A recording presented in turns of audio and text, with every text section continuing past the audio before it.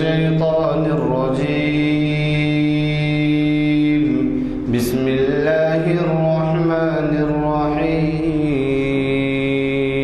والتين والزيتون وطور سينين وهذا البلد الأمين لقد خلقنا الإنسان في أحسن تقويم ثم رددناه أسفل سافلين إلا الذين آمنوا وعملوا الصالحات فلهم أجر غير ممنون فما يكذبك بعد بالدين أليس الله بأحكم الحاكمين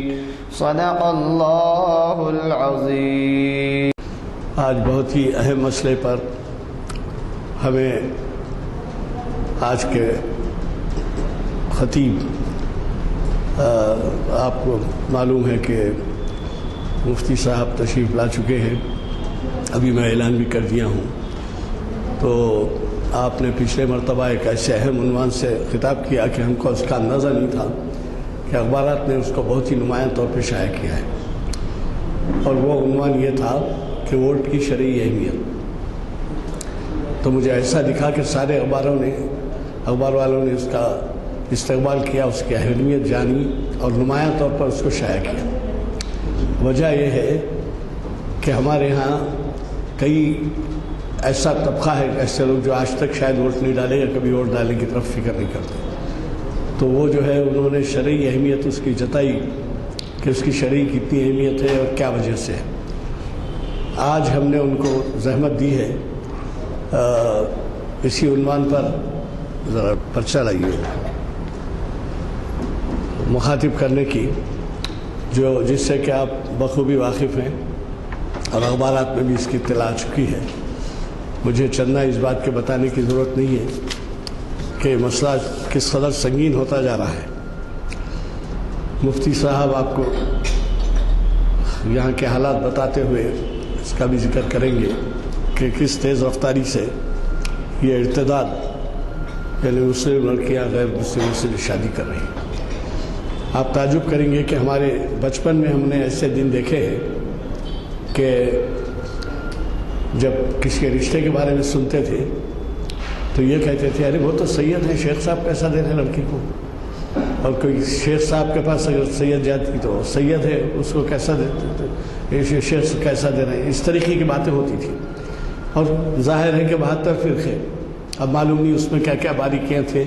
کہ وہ فلاں کو کئی کو دے رہے، فلاں کو دے رہے، وہ شافعی ہیں، وہ حنفی ہیں، وہ فلاں ہیں، بہرحال اس قسم کے تھے۔ اب جو ہے یہ حدود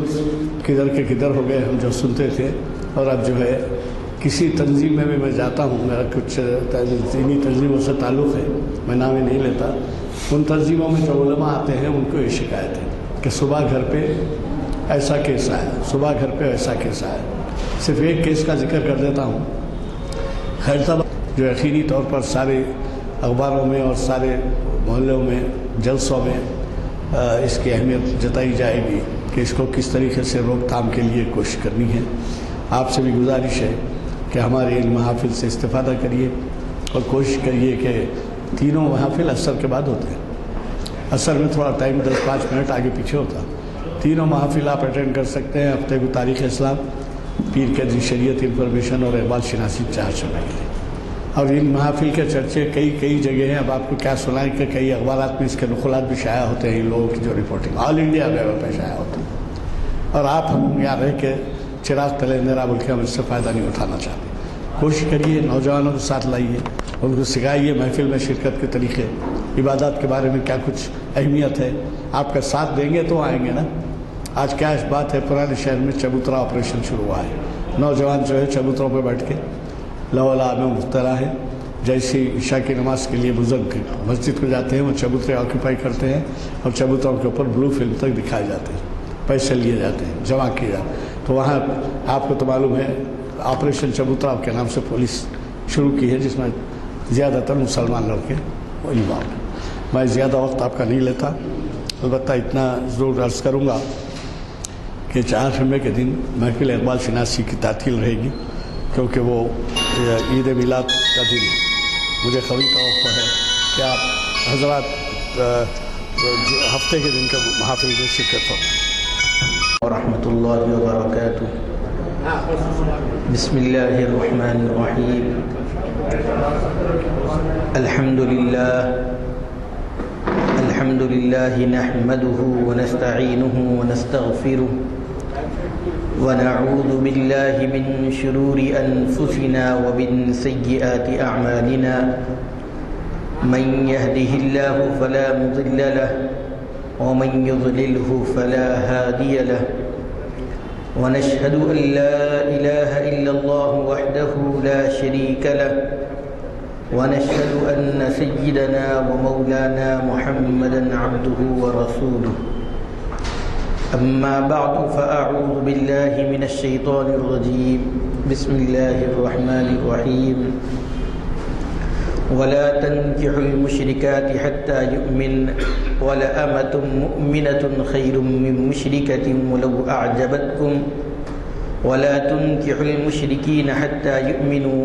ولعبد مؤمن خير من مشرك ولو أعجبكم أولئك يدعون إلى النار والله يدعو إلى الجنة والمغفرة بإذنه ويبين آياته للناس لعلهم يتذكرون. صدق الله العظيم. عن أبي الدرداء رضي الله عنه قال أوصاني خليلي أبو القاسم صلى الله عليه وسلم ألا تشرك بالله شيئا وإن قطعت أو حرقت أو كما قال عليه الصلاة والسلام. محترم گرامی قدر حاضرین کرام، گزشتہ 2-3 ماہ سے مسلسل بہت ہی دلسوز خبریں آ رہی ہے کہ ہماری مسلم بہنیں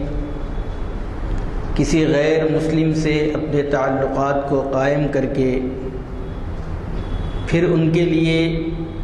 مذہب اسلام کو چھوڑ دینا بہت آسان ہوتا جا رہا ہے، اور پھر مسلم پرسنل لا بورڈ کے سیکریٹری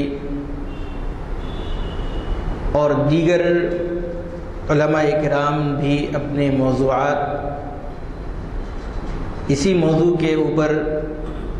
تقریباً ہر جگہ خطاب کر رہے تھے. جب یہاں سے فون آیا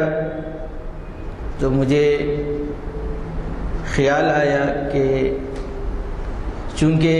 یہاں پر بیان کو محفوظ کیا جاتا ہے اور اس کو نشر کیا جاتا ہے تو کچھ حقائق میں آپ کے سامنے بھی رکھوں، اور پھر آج ہم کس مقام پر کھڑے ہوئے ہیں. ایک طرف یہ جو مہینہ ہے ربیع الاول کا مہینہ، اس کی آمد ہی سے ہمارے محلوں کو، ہماری گلیوں کو، ہمارے چوراہوں کو سجایا جاتا ہے، اور ہم دیکھتے ہیں کہ نوجوان بہت سے سڑکوں پر نکل آتے ہیں، اپنے بائکوں پر مختلف قسم کے جھنڈے لہراتے ہیں جس میں نبی کریم صلی اللہ علیہ وسلم سے محبت کا اظہار ہوتا ہے. اور کیوں نہ ہو ایک امتی اپنے والدین سے، اپنے رشتہ داروں سے، اپنی اولاد سے زیادہ اگر کسی کو چاہتا ہے تو وہ پیارے آقا جناب نبی کریم صلی اللہ علیہ وسلم کی ذات اقدس ہے. اور اللہ رب العزت نے قرآن مجید میں بھی فرمایا النبی اولا بالمؤمنین من انفسہم، کہ نبی جو ہے وہ مومنین کو ان کی جانوں سے زیادہ قابل احترام ہے، قابل ادب، قابل تحسین، ان لوگوں کے لیے سب سے زیادہ مقدم ہے. لیکن جہاں ہم ایک طرف جناب نبی کریم صلی اللہ علیہ وسلم کی محبت کا دعویٰ کرتے ہیں اور دوسری طرف جب مذہب اسلام کو چھوڑ کر دوسرے مذاہب کو اختیار کرنے والے بہت سے تعلیم یافتہ طبقے اور پھر خصوصاً ہماری بہنیں جب اس کا شکار ہوتی ہیں تو اب ہمیں سمجھنا چاہیے کہ کیا حقیقتاً ہم جناب نبی کریم صلی اللہ علیہ وسلم سے ایسی ہی محبت کرتے ہیں، یا صرف جس طریقے سے مختلف مہینوں کے اندر مختلف ڈے آتے ہیں اور اسی دن اس کا اظہار کیا جاتا ہے. کبھی یوم مزدور آتا ہے تو مزدور جو ہے اس دن کو چھٹی مناتے ہیں اور اس دن کچھ تقریبات منعقد کرتے ہیں. اسی طریقے سے اس مہینے کی 14 تاریخ کو چلڈرنس ڈے آیا تو اس وقت ہم دیکھ رہے ہیں کہ اسکول کے اندر رنگ برنگے کپڑے پہنے ہوئے بچے چلے گئے اور ان لوگوں نے پروگرام کیا، تقریب منعقد کی. کیا اسی طریقے سے جب ربیع الاول کا مہینہ آئے گا تو ہم بھی نبی کریم صلی اللہ علیہ وسلم کی محبت کا نعرہ لگا کر ہم جو ہے نبی کریم صلی اللہ علیہ وسلم سے اپنی محبت کا اظہار کریں گے اور باقی دنوں میں جناب نبی کریم صلی اللہ علیہ وسلم کی تعلیمات کو پسے پوچھ ڈال لیں گے تو جو نتائج آج برآمد ہو رہے ہیں اس سے بھی زیادہ خطرناک نتائج برآمد ہو سکتے ہیں. اس لیے تھوڑی سی تلخ گفتگو رہے گی لیکن حقیقت پر مبنی رہے گی. مجھے معاف کیجئے اس لیے کہ آج جو ہے اگر ہم اس موضوع پر گفتگو کر رہے ہیں تو یقیناً میری زبان اس بات سے لڑکھڑا رہی ہے کہ جو عدد مسلم پرسنل بورڈ کے ترجمان کی جانب سے میڈیا کے حوالے کی گئی ہے اس کے اندر صرف ایک مہینے کے اندر ہماری 44 مسلم بہنیں جو ہے غیر مسلموں کا شکار ہو گئی. پونا، بمبئی، بڑے بڑے ریاستوں کے اندر اور بڑے بڑے شہروں کے اندر ان کی تعداد حد سے زیادہ آگے بڑھ رہی. اور پھر ایسے گھرانوں سے بھی اطلاعات موصول ہو رہی ہیں جن کے والد حافظ ہے، بھائی عالم ہیں، لیکن بہن جو ہے وہ ارتداد کا شکار ہو گئی، غیر مسلم سے نکاح کر لیا. جب ایسے حالات اگر ہمارے معاشرے کے سامنے رہیں گے تو ہم کس حیثیت سے ہم آپ کے سامنے گفتگو کریں؟ ہم کیا رونا روئے امت مسلمہ کا کہ اس وقت چوطرفہ اگر کسی کو مورد الزام ٹھہرایا جاتا ہے تو وہ علماء کرام ہیں. جب کوئی ارتداد کی شکار لڑکی ہوتی ہے تو اخبارات میں آتا ہے کہ علماء کرام نے صحیح تربیت نہیں کی ہے. لیکن جب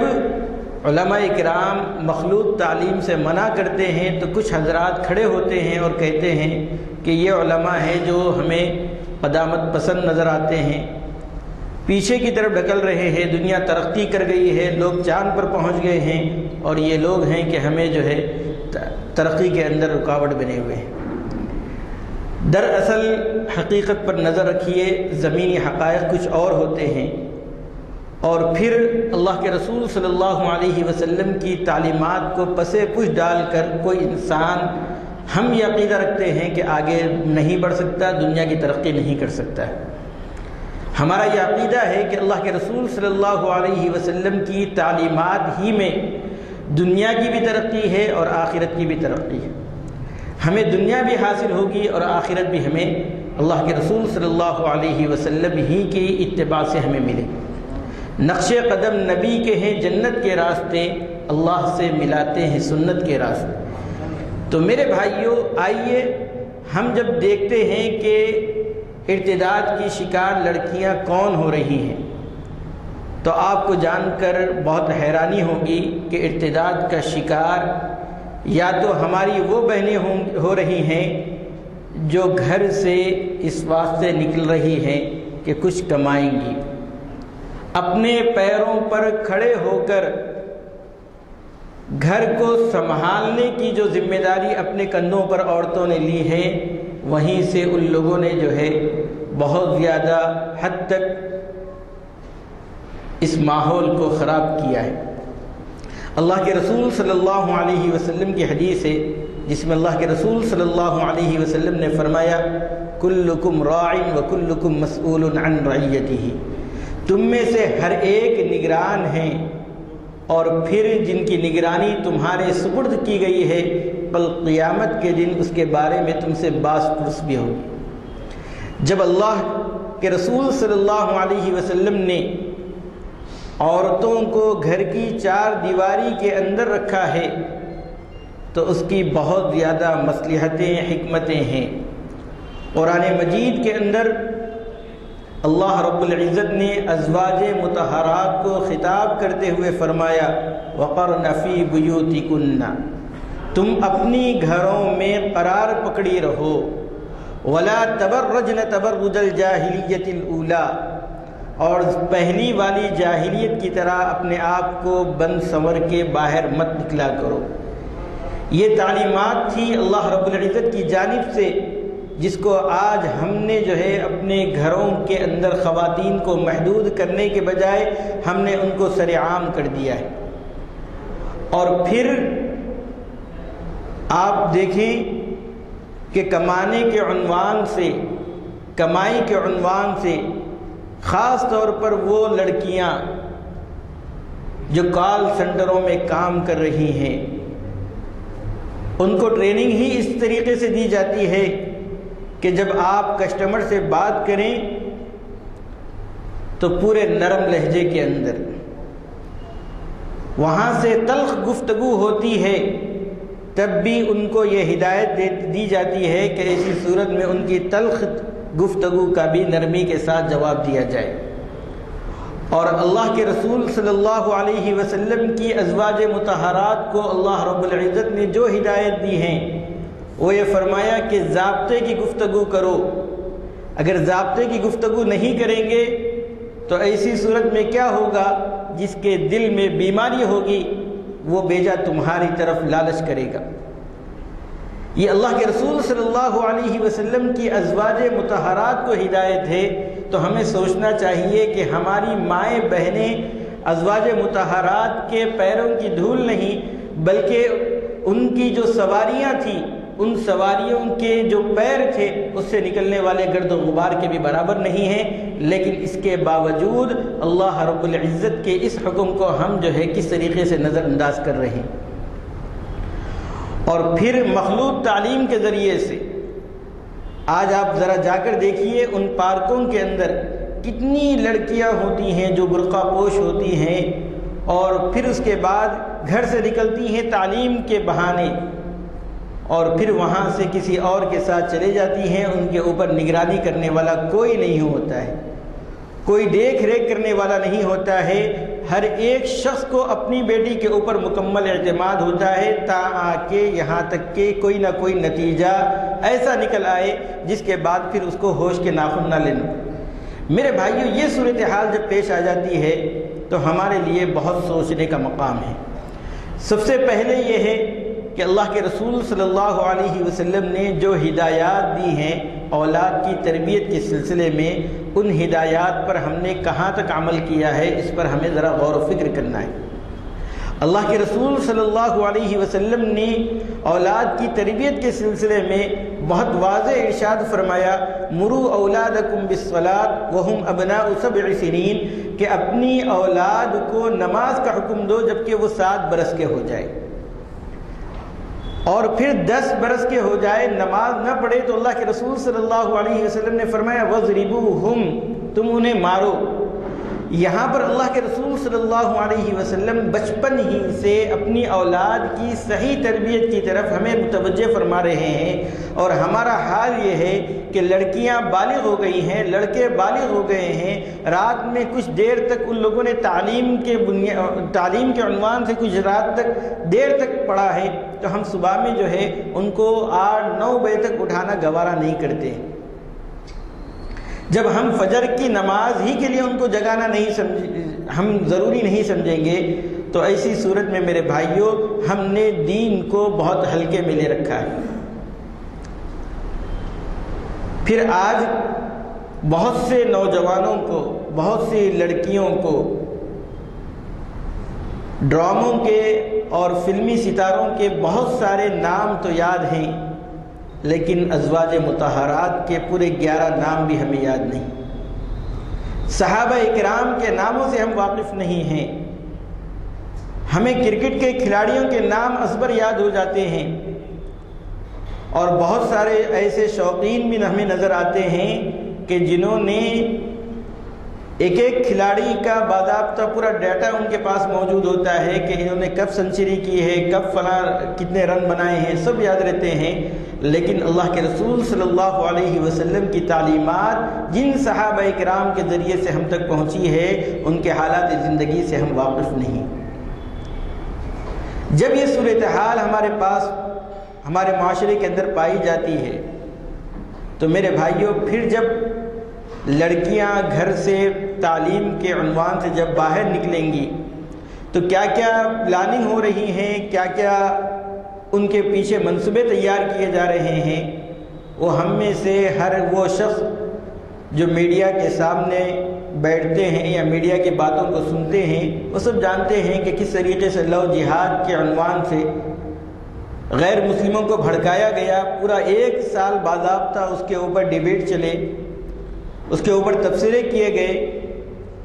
اور حقیقت یہ ہے کہ بہت سارے حکومت کے وہ وزیر جو حکومت کی مسلم نمائندگی کرتے ہیں، ان کے گھروں میں سب غیر مسلم موجود ہیں، اس کی طرف کسی کو نظر نہیں گئی ہے، لیکن اسی پر بحث شروع، اسی پر تبصرے شروع ہو گئے۔ تو میرے بھائیوں، یہ جب صورتحال ہوئی تو اس کا نتیجہ یہ ہوا کہ غیر مسلم لڑکوں کو اصل میں ابھارنا تھا کہ جب تمہاری بہنیں جب مسلمانوں کے پاس جا رہی ہیں اور مسلمان ہو جا رہی ہیں تو تم کیا کر رہے ہو۔ اور اس کا نتیجہ ہم دیکھ رہے ہیں کہ صرف 3 مہینوں کے اندر ہزارہ کیسز ایسے آئے ہیں جن میں مسلمان لڑکیوں نے باضابطہ کورٹ کے اندر درخواست دی ہے کہ ہم فلاں ہندو لڑکے سے شادی کرنا چاہتے ہیں، اور 1 مہینے تک کے لیے وہ لوگ جو ہے اس کو ہائی لائٹ کرتے ہیں تاکہ کسی کو شکایت ہو تو وہ آ کر جو ہے اپنی لڑکی کو سمجھا لے۔ تو یہ جب صورتحال ہوئی تو ہمارے علماء اکرام اور اسی طریقے سے دانشوران اکرام نے مختلف موضوعات کے اندر، مختلف پروگراموں کے اندر اس مسئلے کو اٹھایا اور امت مسلمہ کو شعور بیداری کے سلسلے میں آگے بڑھنے کے لیے مختلف پروگرام کیے ہیں۔ لیکن پروگراموں کا حال بھی یہ ہے کہ اکثر پروگرام وہی حضرات اٹینڈ کرتے ہیں، وہی حضرات شامل ہوتے ہیں جن کو دین سے تھوڑی بہت واقفیت ہوتی ہے یا دین کا جو شوق رکھتے ہیں، ورنہ بہت سارے لوگ ایسے ہیں جو جمعے کے دن بھی عربی خطبے کے اندر مسجدوں کے اندر آتے ہیں، ان کو صرف جمعے کی نماز سے مطلب ہوتا ہے، اس سے پہلے جو بیان کیا جا رہا ہے وہ بھی نہیں سنتے ہیں، اور پھر کسی دینی مجلس کے اندر بھی وہ جانا گوارا نہیں کرتے ہیں۔ جب ایسے افراد ایسے ہمارے معاشرے کے اندر پائے جائیں گے تو میرے بھائیوں، ہم سب کی ذمہ داری یہ ہوتی ہے کہ ایک مرتبہ ہم جب صفا بیت المال کے اندر جب ابتداءً ہمارا پروگرام ہوا تھا، ہمیں مختلف کام سپرد کیے جا رہے تھے، تو اس وقت حضرت مفتی جمال الدین صاحب جو دارالعلوم دیوبند کے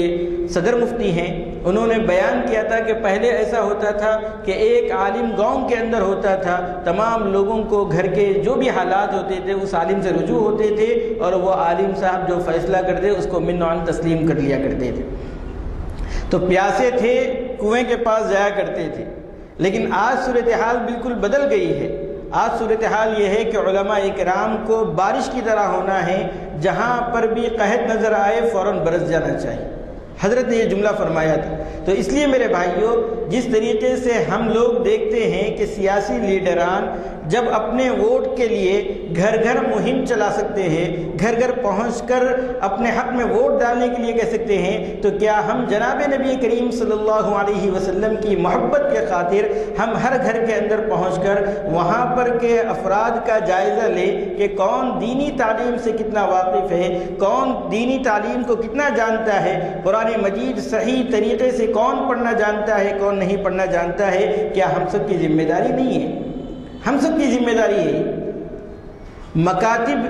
ہر مسجد کے اندر مکتب کا قیام ہونا چاہیے، اور پھر اس مکتب کے اندر ہمیں دینی اور دین کی بنیادی باتوں کو سیکھنا پڑے گا، تبھی ہی ہمیں دین سے شغف ہوگا، دین سے محبت ہوگی، دین سے لگاؤ ہوگا۔ ہم بچپن کے اندر ہیں تو صحابہ اکرام کے بچپن کے واقعات کو پڑھیے، حضرت معاذ اور معوذ رضی اللہ عنہما نے کس دینی جذبے اور حمیت کے ساتھ جب ان کے گھرانوں میں نبی کریم صلی اللہ علیہ وسلم کا تذکرہ ہوتا تھا اور مکے کی حالات ان کے سامنے بیان کیے جاتے تھے کہ کس طریقے سے ابو جہل نے نبی کریم صلی اللہ علیہ وسلم کی راہ میں رکاوٹیں پیدا کی ہیں، کس طریقے سے ستایا ہے، بچے ہیں لیکن سب سے بڑا جو دشمن اسلام ہے اس کو ختم کرنے کا جذبہ ان کے اندر موجود ہے۔ یہ کس طریقے سے آیا ہے میرے بھائیوں؟ گھر کے اندر جب دینی حمیت ہوگی اور دینی جذبے ہم جب پیدا کریں گے تو یہ جذبہ ہمارے اندر پیدا ہوگا۔ اور پھر جب 2002 کے اندر گجرات میں فسادات ہوئے ہیں تو ہم نے حضرت مولانا خلیل الرحمن سجاد صاحب دامت برکاتہم سے بیان کے دوران سنا ہے کہ بہت سے ہمارے 6 سال 5 سال کے لڑکے جن کے سامنے چاکلیٹ پیش کیے گئے، ان کے سامنے کچھ گفٹ پیش کیے گئے، 2-3 دن کے بھوکے ہیں، جب ان کے پاس کھانا پیش کیا گیا اور پیش کرنے والے RSS بجرنگ دل کے لوگ تھے اور ان لوگوں نے یہ کہا کہ سس یہ تم لوگ لے لو، یہ چاکلیٹ تمہارے ہیں، یہ کھانا تمہارا ہے، بس ایک مرتبہ یہ نعرہ لگا دو۔ جو وہ نعرہ لگواتے ہیں تو حضرت نے اس وقت فرمایا کہ قربان جائیے مکتب پڑھانے والے ان اساتذہ کرام کو کہ ان بچوں نے جو معصوم ہیں 5-6 سال کے ہیں، ان لوگوں نے چاکلیٹ کو ہوا میں اڑا دیا، کھانا زمین پر پھینک دیا اور کہا کہ ہم یہ نعرہ ہرگز نہیں لگا سکتے ہیں۔ یہ چیز ہم بچپن کے اندر اپنے اولاد کے دلوں میں بٹھانا ہے کہ یہ جو مذہب ہے یہ مذہب سب سے بہترین مذہب ہے، اس مذہب کے اندر ہمارے لیے دنیا میں بھی کامیابی ملے گی اور آخرت میں بھی کامیابی ملے گی۔ میں نے خطبے کے اندر ایک حدیث پڑھی ہے جس میں حضرت ابو درداء رضی اللہ تعالیٰ عنہ فرماتے ہیں اوصانی خلیلی کہ میرے محبوب جناب نبی کریم صلی اللہ علیہ وسلم نے مجھے وصیت کی ہے۔ کیا وصیت فرمائی؟ لا تشرک باللہ شیئا کہ اللہ کے ساتھ کسی کو شریک مت ٹھہرانا، وَإِن قُطِعْتَ أَوْ حُرِّقْتَ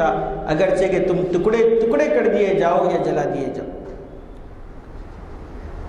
میرے بھائیو ان اللہ لا یغفر ان یشرک بہ ویغفر ما دون ذلک لمن یشاء، اللہ رب العزت شرک کو کبھی معاف نہیں فرماتے، اس کے علاوہ کوئی اور گناہ ہوں اللہ رب العزت اس کو بخش دیتے۔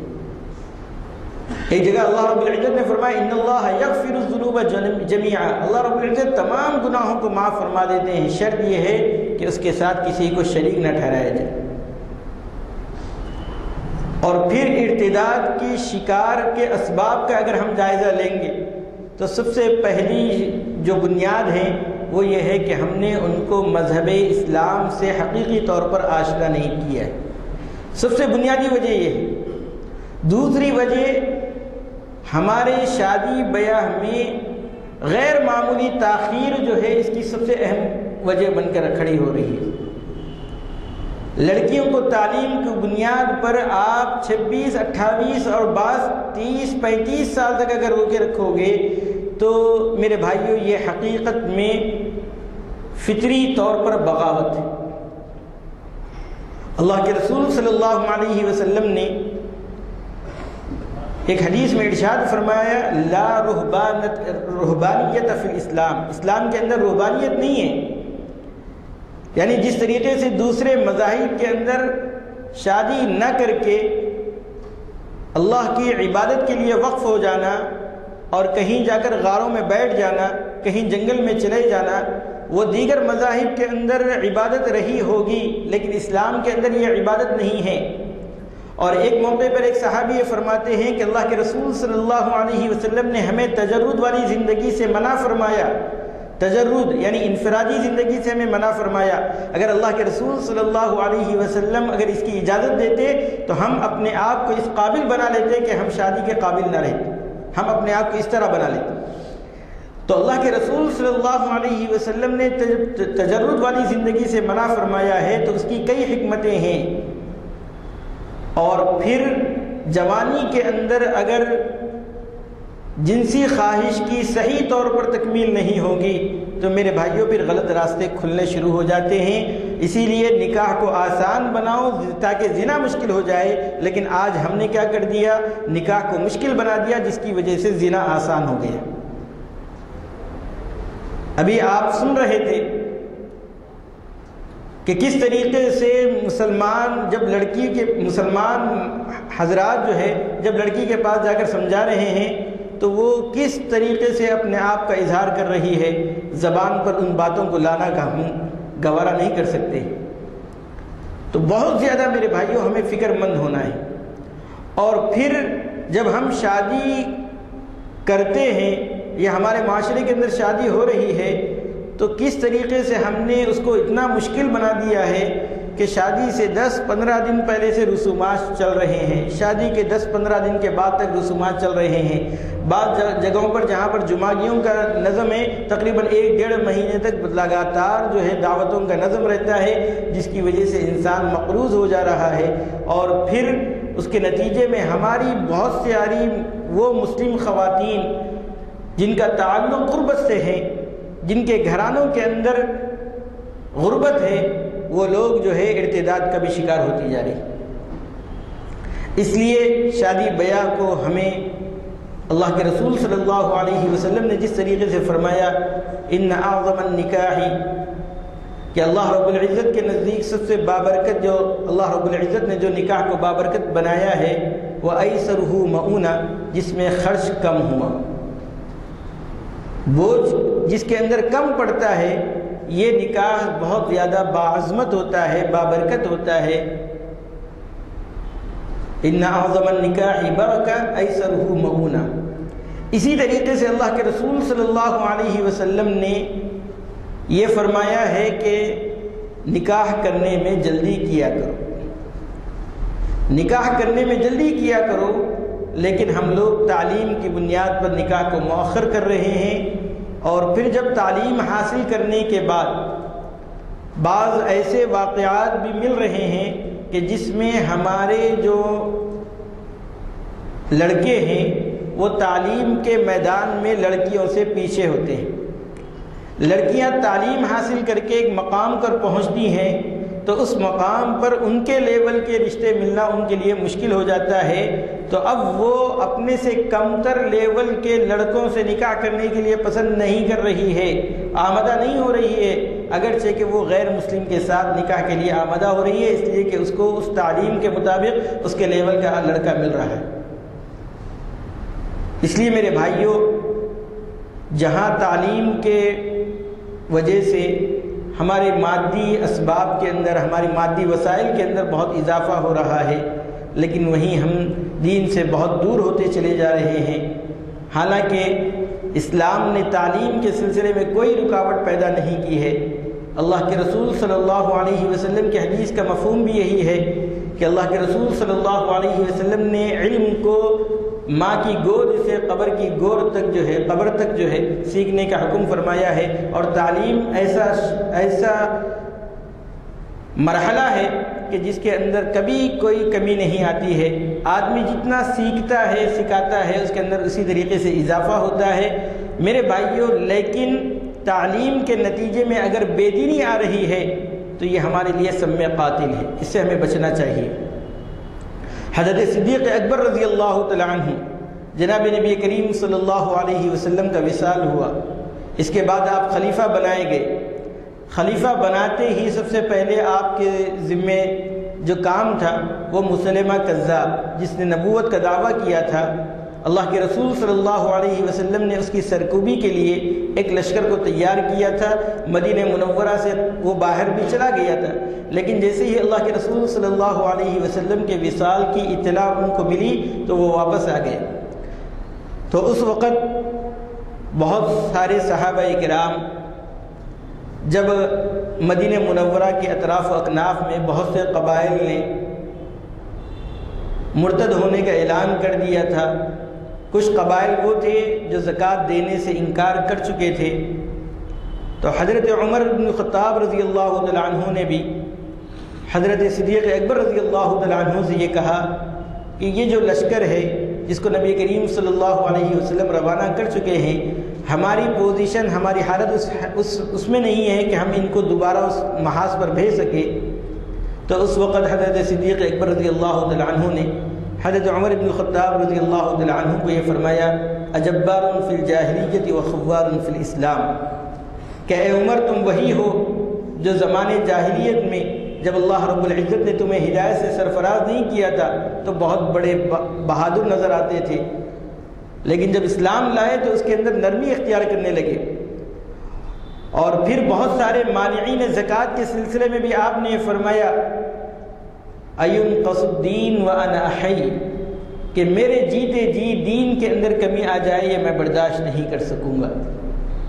حضرت صدیق اکبر رضی اللہ تعالیٰ عنہ کا وہ ایمان تھا اور آپ کی وہ فراست ایمانی تھی کہ ایک طرف آپ نے مسلمہ کذاب کی سرکوبی کو بھی انجام دیا، وہیں آپ نے ان قبائل سے بھی جہاد کیا جن لوگوں نے زکوٰۃ دینے سے منع کر دیا تھا، جو ارتداد کا شکار ہو گئے۔ اس لیے میرے بھائیوں، ہمارے دلوں کے اندر بھی حضرت صدیق اکبر رضی اللہ تعالیٰ عنہ کا جو ایمان ہے اس کی شمعیں ہمارے اپنے اندر جلانے کی ضرورت ہے۔ سب سے پہلے یہ ہے کہ ہم اپنی اولاد کو بچپن ہی سے دین کی بنیادی باتوں کو سکھائیں، جس میں 5 کلمے بھی ہیں، کچھ صورتیں ہیں، نماز پڑھنے کا مفصل طریقہ ہے، نبی کریم صلی اللہ علیہ وسلم اور آپ صلی اللہ علیہ وسلم کا گھرانہ جس کو اہل بیت کہتے ہیں، ان کے جو واقعات ہوتے ہیں، چھوٹی چھوٹی کتابیں ہیں جن میں حضرت عائشہ رضی اللہ تعالیٰ عنہ کے 100 قصے، حضرت ابو بکر صدیق رضی اللہ تعالیٰ عنہ کے 100 قصے، ان طریقے سے بہت سارے صحابہ اکرام کے 100 قصوں کو جمع کیا گیا ہے۔ ان قصوں کو اپنے گھروں کے اندر، اپنے بچوں کے اندر پڑھانا چاہیے تاکہ ان میں دین کا جذبہ پیدا ہو، دین کا داعیہ ان کے اندر پیدا ہو، اور پھر نماز کا اہتمام ہم بھی خود خوب کریں اور اپنے گھر والوں کو بھی نماز کا اہتمام کرنے کی بہت کوشش کریں، اس لیے کہ نماز جو ہے ان الصلاۃ تنہی عن الفحشاء والمنکر، نماز ہی ہے جو ہمیں فحش سے، منکرات سے بچاتی ہے۔ تو نمازوں کا اہتمام کرنے والے بنیں، اور پھر مخلوط تعلیم اگر ہم دلوا رہے ہیں، ہماری لڑکیاں، ہماری بہنیں اگر ایسے کالجوں میں پڑھ رہے ہیں تو ان کی بھرپور نگرانی کریں۔ خاص طور پر جو مسلم پرسنل لا بورڈ کی جانب سے جو ہدایات دی گئی ہیں ان میں یہ ہے کہ اپنی بہنوں کو یا اپنی بچیوں کو ان موبائل شاپ سے جہاں پر غیر مسلم لڑکے کام کرتے ہیں وہاں پر ریچارج کرانے کے لیے اپنا فون نمبر ہرگز نہ دیں۔ اسی طریقے سے زیروکس کے عنوان پر غیر مسلم دکانوں سے اجتناب کریں، اس میں بھی بہت زیادہ ہماری جو ہے لڑکیاں ارتداد کا شکار ہو رہی ہیں۔ اسی طریقے سے اسکولوں اور کالجوں کے اندر جو کینٹین ہیں، ان کینٹین میں جو کام کرنے والے غیر مسلم لڑکے ہیں، بعض اطلاعات یہ ہیں کہ ہماری مسلم بہنیں ان کے ساتھ بھی چلے گئی ہیں، حالانکہ کام کے اعتبار سے، پیشے کے اعتبار سے ایک دم گھٹیا چیز ہے۔ ابھی جیسے ہمارے صدر صاحب بتا رہے تھے کہ اگر کسی سید لڑکی کو شیخ کو دے رہے ہیں تو پہلے اس زمانے میں تعجب کیا جاتا تھا، آج تو تعجب والی بات نہیں ہے، لیکن اس زمانے میں یقیناً تعجب والی بات سمجھی جاتی تھی، اور لوگ جو ہے بہت زیادہ خاندانی اعتبار سے بھی اس فرق کو محسوس کرتے تھے۔ لیکن آج جو ہے غیر مسلموں کے ساتھ اور پھر بہت سارے ایسے واقعات ہو رہے ہیں تو ہمارے دلوں کے اوپر ایک آہ بھی نہیں گزر رہی ہے، ہم راتوں میں تڑپ بھی نہیں رہے ہیں۔ حالانکہ اللہ کے رسول صلی اللہ علیہ وسلم کے اگر ہم سچے امتی ہوتے تو ایک مسلمان کا مرتد ہو جانا ہمارے لیے ہمارے سروں پر پہاڑ گر جانے کے برابر ہوتا۔ ہم سچے عاشق رسول نہیں ہیں۔ اگر ہم سچے عاشق رسول ہوتے تو ایک امتی جو جنت میں جانے والا ہے جب وہ جہنم کے دہانے پر کھڑا ہوتا ہے تو میرے بھائیوں ہم بے چین و بے قرار ہو جاتے۔ ہمارے بزرگان دین کا عالم یہ تھا، ان کے حالات زندگی میں یہ لکھا ہوا ہے کہ اگر کسی غیر مسلم کا بھی جب وہ مر جاتا تھا تو بہت افسوس کرتے تھے، اور افسوس اس بات پر ہوتا تھا کہ ہم نے ایک آدمی کو جہنم میں جانے سے نہیں بچا سکے۔ لیکن میرے بھائیوں، اللہ رب العزت نے قرآن مجید میں فرمایا، یا ایھا الذین آمنوا قوا انفسکم واہلیکم نارا، اے ایمان والو اپنے آپ کو بھی اور اپنے گھر والوں کو بھی جہنم کا ایندھن بننے سے بچاؤ۔ اس کی تفسیر میں بعض علماء اکرام نے لکھا ہے کہ اللہ رب العزت نے یہاں پر آگ سے بچانے کے لیے جو کہا ہے وہ کس طریقے سے ہے۔ آج بہت سے لوگ یہ شکایت کرنے جب ان کے سامنے بولتے ہیں کہ آپ کا بچہ ایسا کر رہا ویسا کر رہا، تو وہ کہنے لگتے ہیں کہ میں نے اس کو سمجھا دیا۔ لیکن غالباً حضرت مفتی شفیع صاحب نے اپنی تفسیر کے اندر یہ لکھا ہے کہ آگ سے کس طریقے سے بچائیں گے کہ جیسے ایک چھوٹا بچہ ہے جو تنور کی طرف جا رہا ہے، تو آپ یا ماں یا باپ یا دادی نانی وہاں پر کھڑے کر یہ کہہ رہی ہے کہ بچے وہاں پر نہ جا، لیکن بچہ پھر آگے جا رہا ہے تو ماں یہ کہتی ہے کہ آگے نہ جا۔ وہاں پر لوگ اس کو کہتے ہیں کہ تم کیسی ماں ہو، جا کے اپنے بچے کو کیوں اٹھا نہیں لیتی ہے اور اس کو زبردستی اس سے دور کیوں نہیں کر دیتی ہے۔ وہاں پر یہ نہیں کہتے کہ میں نے بچے کو سمجھا دیا ہے، میں بچے کو کہہ دی ہوں، میں نے بہت سی مرتبہ سمجھا دیا کہ یہ خطرناک چیز ہے، لیکن وہاں پر ماں کی ممتا یہ ہوتی ہے کہ وہ دوڑ کر جاتی ہے اور اس کو لپک کر وہاں سے ہٹا لیتی ہے۔ ٹھیک اسی طریقے سے اگر ہم اپنے اولاد سے سچی محبت کرتے ہیں تو جب وہ جہنم کی ایندھن کی طرف جا رہے ہیں تو ان کو ہم زبردستی، چاہے جس طریقے سے بچہ آگ کی شعاؤں کی طرف جاتا ہے اس کو وہ اچھے دکھتے ہیں لیکن وہاں پر جانے لگتا ہے، تو جس طریقے سے ماں وہاں سے کھینچ کر لاتی ہے اسی طریقے سے اپنے بچوں کو ہم حقیقی طور پر جہنم کی ایندھن بننے سے اسی طریقے سے بچانا ہوگا۔ اور پھر ایک تلخ حقیقت بھی یہ ہے کہ غیر مسلموں کے جو تہوار آتے ہیں ان تہواروں کے اندر ہمارے بچے برابر شریک ہوتے ہیں۔ چند تہواروں کو چھوڑ دیا جائے تو باقی تہواروں کے اندر خود ہم لوگ اپنے بچوں کو پیسے دیتے ہیں کہ تم ان سامان کو خریدو۔ جیسے ابھی دیپاولی گئی ہے، کئی مسلم محلات ہیں جن کے اندر یہ جشن منایا گیا، ان کے گھروں میں پٹاخے پھوڑے گئے، اور پھر جب سنکرانتی کا موقع آتا ہے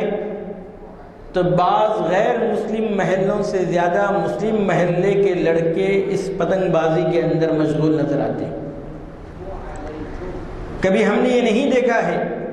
کہ بقرعید کے موقع پر ہو یا رمضان کے موقع پر ہو غیر مسلم محلوں کے اندر مسواک، ٹوپیاں وغیرہ بیچی جاتی ہیں، لیکن جب غیر مسلموں کے تہوار کا موقع ہوتا ہے تو مسلم محلات کے اندر پھر ان اشیاء کو کیوں بیچا جا رہا ہے؟ اس لیے کہ ہم ان کو خرید رہے ہیں۔ میرے بھائیوں، یہ جو چھوٹی چھوٹی باتیں ہیں جن پر ہم نظر نہیں کر رہے ہیں، یہی ہمارے اسلام سے اور غیر مسلم سے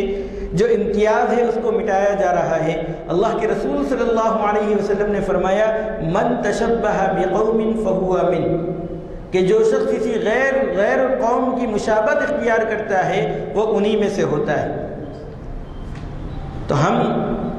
ان چیزوں سے بھی اپنے بچوں کو بچائیں، اور اس میں کس طریقے سے ہمارا جانی بھی نقصان ہوتا ہے، مالی بھی نقصان ہوتا ہے، ان سے آگاہ کریں۔ اللہ کے رسول صلی اللہ علیہ وسلم کی سچی عقیدت اپنے بچوں کے دلوں میں بٹھائیں۔ جناب نبی کریم صلی اللہ علیہ وسلم کا تڑپنا، ان کا اٹھنا بیٹھنا، نبی کریم صلی اللہ علیہ وسلم کی تعلیمات ان کو بتلائیں۔ چھوٹے چھوٹے بچے ہیں، بہت جلدی ایکسیپٹ کر لیتے ہیں۔ ہم نے کہانیوں کے اندر پڑھا تھا کہ بچی کو جب پہلا سبق پڑھایا گیا اسکول میں داخل کرنے کے بعد، مکتب میں داخل کرنے کے بعد، الجنت تحت اقدام الامہات، جنت ماں کے قدموں کے نیچے ہیں۔ ایک 3-4 سالہ لڑکی گھر میں آتی ہے، ماں کی طلبے دیکھتی ہے، وہاں پر کچھ نظر نہیں آتا ہے، کچن میں جاتی ہے، چھری لیتی ہے اور ماں کی چپل کاٹنے لگتی ہے۔ لوگ اس کی حرکت سے حیران ہوتے ہیں، پوچھتے ہیں تو کیا کر رہی ہے؟ کہتی ہے کہ ماں کی میں اس کے قدموں میں جنت تلاش کر رہی ہوں۔ جب بچوں کے اندر بچپنے میں یہ چیزیں جب بڑھائی جاتی ہیں تو یقیناً ان کے دلوں میں حضرت امی جان عائشہ رضی اللہ تعالیٰ عنہ، حضرت فاطمہ الزہرا رضی اللہ تعالیٰ عنہ، اور پھر ان جیسی صحابیات کے جو کارنامے ہیں خاص طور پر حضرت فاطمہ الزہرا رضی اللہ تعالیٰ عنہ کے بارے میں آتا ہے کہ بہت باحیا تھیں، یہاں تک کہ انتقال فرما جانے کے وقت یہ وصیت فرمائی کہ میرا جنازہ رات کو اٹھانا، تاکہ کسی کو یہ نہ لگے کہ نبی کریم صلی اللہ علیہ وسلم کی بیٹی کا قد یہ تھا، ان کا جسامت اس طریقے سے تھا۔ اتنی حیا حضرت فاطمہ الزہرا رضی اللہ تعالیٰ عنہ کے پاس تھا۔ آج صرف ایک ریچارج کے اوپر ہماری بہنیں دوسروں کے حلقے میں چلے جا رہی ہیں، دوسرے مذہب کو اختیار کر لے رہی ہیں، تو مذہب اسلام کی اہمیت ان کے اندر نہیں ہے۔ میں نے جیسے ابھی بتلایا کہ حضرت ابو درداء رضی اللہ تعالیٰ عنہ کو اللہ کے رسول صلی اللہ علیہ وسلم نے فرمایا ٹکڑے ٹکڑے کر دیے جاؤ، جلا دیے جاؤ، تب بھی اللہ کے ساتھ کسی کو شریک نہیں کرنا ہے۔ یہ جذبہ اگر ہماری ماؤں کے اندر، ہماری بہنوں کے اندر، ہماری بچیوں کے اندر بیٹھ جائے گا تو میرے بھائیوں پھر کوئی طاقت ایسی نہیں ہے کہ ان کو مذہب اسلام سے متنفر کر سکے۔ بھاگلپور کے فساد کے اندر کئی مسلم لڑکیاں ہیں، مسلم مائیں ہیں جنہوں نے ایک باولی کے اندر اپنی جان دے دی، لیکن انہوں نے اپنی عصمت کی حفاظت کی ہے، اپنے مذہب اسلام کی حفاظت کی ہے۔ مولانا کلیم عاجز صاحب جو شاعر گزرے ہیں، ان کی آپ بھی جی ذرا پڑھ لیجئے، انہوں نے اس واقعات کو کس درد بھرے انداز میں لکھا ہے۔ خود ان کے گھرانے پر وہ حالات گزری تھی، تو آپ نے اپنے اشعار کے اندر بھی اس کو بار بار اس کو بیان کرتے تھے، اور خاص طور پر نثر کے اندر انہوں نے جو ہے اس داستان کو بہت لمبی اور بہت ہی پر اثر اس کو لکھا ہے۔ میرے بھائیوں، یہ حالات تھے ہمارے مسلم خواتین کے کہ ان لوگوں نے مذہب اسلام کے خاطر اپنی جان تو دے دی، لیکن کسی غیر مسلم کے آگے اپنے آپ کو نہیں ڈالا ہے، لیکن یہ جذبہ آہستہ آہستہ مفقود ہوتا چلا گیا۔ پھر ایسے کیسز ہمارے سامنے آ گئے جس کے نتیجے میں ہم لوگ بہت زیادہ ہمیں فکر مند ہونے کی ضرورت ہے۔ اللہ رب العزت سے دعا ہے کہ اللہ رب العزت ہم تمام کو صحیح طور پر عقل سلیم عطا فرمائے، اور خاص طور پر ہم کو جب تک زندہ رکھے اسلام کی حالت میں زندہ رکھے، اور جب موت کا وقت آئے تو زبان پر کلمہ طیبہ جاری فرمائے۔ آمین وآخر دعوانا الحمدللہ۔